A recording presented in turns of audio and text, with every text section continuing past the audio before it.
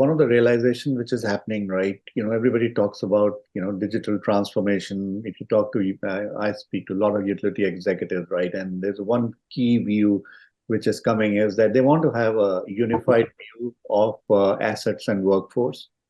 Because in order to do anything, if you want operational efficiency, you want to increase worker experience, you want to increase your customer experience, you want to keep your rates and your risk profile, risk to a utility low. At the end of the day, there are only two major components. One is your assets, which is, by the way, both your linear assets and vertical assets, are underground and above ground assets, and your asset, the other set of assets, which is your workforce.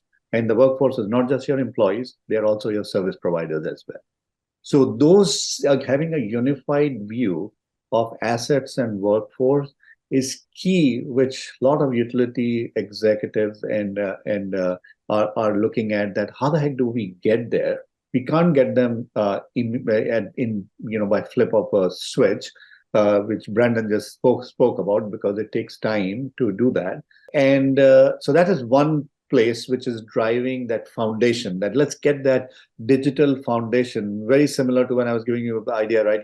That I was born on a thermal power station. With the grid foundation, probably during those years, which is still there. And I think we are at the same age now, where we are putting the digital energy and a water foundation as we speak. And the choices which these industry makes will probably be there for next 40, 50 years, and maybe even beyond that. So I think that foundation is key, Michael.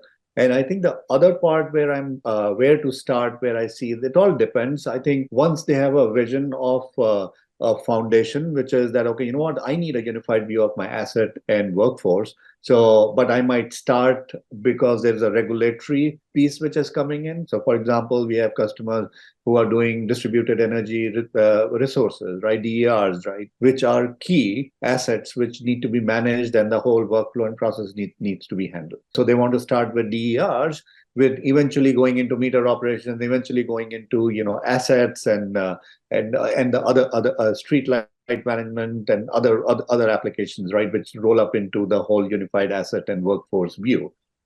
But then we have others who are, if you look into our water industry customers, they are starting in many cases with a new federal mandate, which is for the lead in our water pipes, which is not, and PFAS rules which are coming in. So they are looking at, okay, how the heck do we so regulatory drives some of the pieces as well.